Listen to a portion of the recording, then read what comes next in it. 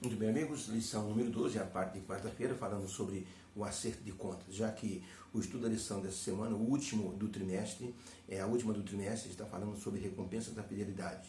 Já vimos como Deus deseja recompensar os seus filhos fiéis, como Deus quer dar vida eterna, como mostrou que a Nova Jerusalém é uma recompensa maravilhosa para aqueles que forem salvos, e agora Jesus então resolveu mostrar através de uma parábola a questão do acerto de contas. Resolveu abrir uma luz no fim do túnel para os discípulos que perguntavam o que acontecerá no final do mundo, Senhor. E Jesus Cristo, então, mostrou de forma adequada o que é que Deus espera dos seus mordomos fiéis, acertando as contas. Quando, na Segunda Guerra Mundial, durante a Segunda Guerra Mundial, alguns pilotos estavam retornando para a sua base num navio que estava no meio do mar, eles ficaram sem combustível e a base, o navio não podia emitir nenhum sinal de rádio, senão o inimigo captava e descobria onde estava o navio e então iria bombardear o navio. Por isso, tudo estava às escuras, nenhum sinal de rádio. Os pilotos estavam perdidos, porque não sabiam como poderiam retornar para o navio. E então eles pensaram, se comunicando entre eles, o que vamos fazer? Não estamos vendo nada, tudo escuridão. As pessoas que estavam no convés do navio viram os aviões passando e ficaram preocupados porque eles poderiam cair na água ou bater nas rochas.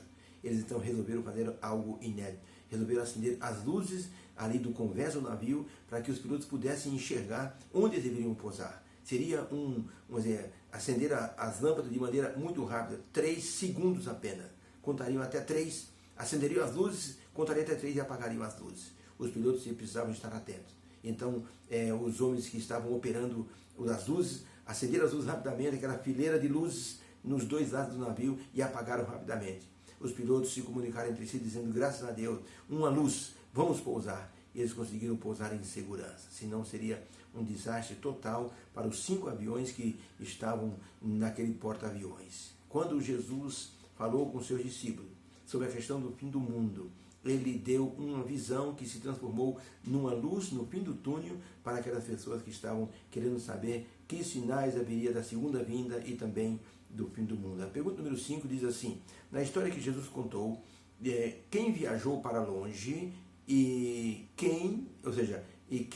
a quem ele confiou os seus bens para depois fazer o acerto de contas.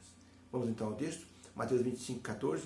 Por isso também o reino dos céus é semelhante a um homem que, partindo para fora da terra, chamou os seus servos e entregou-lhes os seus bens. E a um deu 5 talentos, e a outro 2, e a outro 1.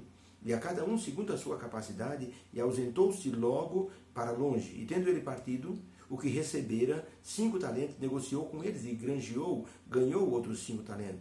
Da mesma sorte, o que recebera 2 granjeou outros 2 talentos. Mas o que recebera 1 foi e cavou a terra e escondeu o dinheiro do seu senhor. E muito tempo depois veio o senhor daqueles servos e fez contas com eles. Ou seja, ajustou as contas com eles. Então, para a pergunta da história que Jesus contou, quem viajou para longe do país e a quem confiou ele os seus bens? Resposta: Jesus contou a história de um rico senhor, um patrão, que viajou e confiou os seus bens aos seus empregados. Na sua volta, ele chamou-os para um ajuste de contas, que simboliza o juízo final quando Jesus voltar a essa terra pela segunda vez. Quando Cristo contou essa história, ele estava evidenciando 2 coisas. De acordo com a irmã Ellen White, ele estava evidenciando a questão dos dons, do nosso talento, que nós fazemos com aquilo que Deus nos deu. E em segundo plano, ele estava falando de dinheiro mesmo, da pessoa administrar aquilo que Deus deixou nas mãos, aquilo que Deus deixou para nossa subsistência, para ajudar o próximo e ajudar também a obra do Senhor. Jesus contou essa história falando dos talentos. Eu li um livro dizendo que os talentos de um grande historiador, e esse dizia que um talento não era pouca coisa, era o dinheiro de aproximadamente 15 anos de trabalho de um empregado assim normal, que ganhasse salário mínimo. Era como se fosse o salário de 15 anos. Então, não foi pouco dinheiro. Às vezes a gente pensa, o homem deixou 5 talentos, deixou 5 moedinhas. Não foi isso. Foi um valor muito grande. Deixou para os empregados seus bens. Ou seja, esses bens eram talentos. Esse talento era dinheiro. E então, era uma quantia muito grande. A um deles deu 5 talentos, a outro deu 2 e a outro deu 1 só. Então, o valor deixado foi um valor muito grande. Por isso que assim, aquele empregado foi e ele então teve uma visão de como poderia ganhar novos talentos através de uma negociação, através de fazer com que aquele dinheiro não ficasse parado. Então, essa visão ele teve, e assim, a parábola nos dá também uma visão de que Deus deseja que nós saibamos que os bens que Ele coloca em nossas mãos, nós temos que multiplicá-los. E, logicamente, como dizia o John Rockefeller, é meu dever negociar e ganhar todo o dinheiro possível de forma honesta. Mas é meu dever também colaborar com a obra do Senhor e cuidar também da minha família. Então, John Rockefeller, um dos homens mais ricos do mundo, na década de 30, ele disse isso num culto onde ele pediu licença para falar. A pessoa estava falando sobre mordomia dos talentos e ele então pediu licença e deu esse testemunho. Por isso, os talentos se tornou assim um símbolo tanto de administração de dinheiro, como também de administração dos dons que Deus nos deu para usá-los na obra do Senhor. Por isso que neste mundo nós estamos vivendo, temos que viver da maneira como Deus deseja, negociando, trabalhando, ganhando nosso sustento, ajudando o próximo, cuidando da nossa família e também ajudando a causa do Senhor. Por isso, a pergunta número 6 tem o seguinte enunciado: que palavras o Senhor daqueles servos, ele disse aos mordomos fiéis, e o que significa a expressão entra no gozo do teu Senhor, ou entra na alegria do teu Senhor, participa da alegria do teu Senhor, em outra versão. Em Mateus 25, verso 20, diz assim: então aproximou-se o que recebera 5 talentos e trouxe-lhe outros 5 talentos, dizendo: Senhor, entregaste-me 5 talentos, eis aqui outros 5 talentos que eu negociei e ganhei com ele. E o Senhor lhes disse: bem está, servo bom e fiel, sobre o pouco foste fiel, sobre o muito te colocarei, entra no gozo do teu Senhor. E chegando também o que tinha recebido 2 talentos, disse: Senhor, entregaste-me 2 talentos, eis aqui os talentos que o Senhor me deu, e mais 2 que eu também ganhei. Disse o Senhor: bem está, servo bom e fiel, sobre o pouco foste fiel, sobre o muito te colocarei, entra no gozo do teu Senhor. Então, para a pergunta: que palavra o Senhor dos servos disse para eles, para os servos fiéis, e o que significa a expressão entra no gozo do teu Senhor? Resposta: o Senhor dos servos elogiou o desempenho do servo com essas palavras: muito bem, servo bom e fiel.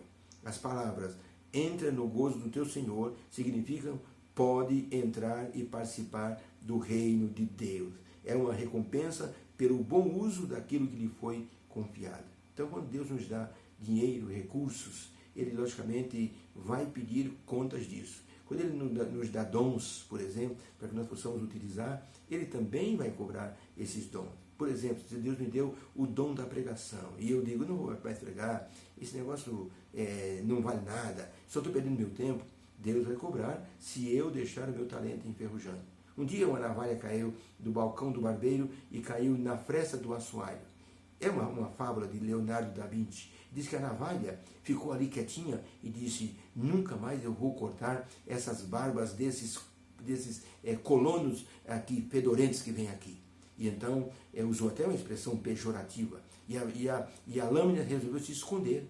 E o barbeiro procurou a lâmina: onde está a minha lâmina, minha navalha? E a navalha escondidinha ali embaixo do assoalho. E o barbeiro não achou a navalha, disse: vou ter que comprar outra. E a navalha disse: que bom, vou ficar na folga. E ela disse: quando eu puder, eu vou sair daqui e vou gozar a minha vida. Passaram-se 30 dias. Ela disse: agora é hora de eu sair daqui. Mas a limpeza do salão, e às vezes jogando água, pano molhado, foi respingando naquela navalha que era novinha, que era brilhante. E quando ela saiu do seu esconderijo, que ela se olhou na luz do sol, ela estava toda enferrujada. Não prestava para mais nada. O barbeiro olhou e disse: olha, minha navalha, que eu perdi há tanto tempo. Olhou e disse: não presta mais para nada, está enferrujada, e jogou no lixo. Então, quando nós não usamos os nossos talentos, eles enferrujam, e Deus então vai nos descartar, porque fomos infiéis com aquilo que Ele nos deu. Nós temos talentos, mas outras pessoas podem ter melhores do que o que nós temos, não importa.